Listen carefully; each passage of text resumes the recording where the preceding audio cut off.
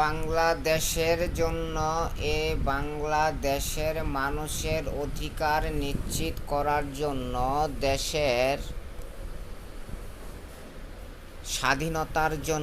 দেশের মানুষের স্বাধীনতার জন্য অধিকারের জন্য বাংলাদেশটাকে নেতৃত্ব দিয়েছিলেন শেখ মুজিবুর রহমান। তিনি 9 মাস কারাগারে ছিলেন। বাংলাদেশের ছাত্র আপামর জনসাধারণ যুদ্ধে নেমেছিলেন, তার নেতৃত্বে যুদ্ধ করেছিলেন। এর যুদ্ধের মধ্যে বাঙালি থেকে শুরু করে সকল শ্রেণীর অপামর জনসাধারণ অংশগ্রহণ করেছিলেন এবং ইন্ডিয়া পাকিস্তান উভয়ে শেখ মুজিবের কাছে বাংলাদেশ হস্তান্তর করেছিলেন।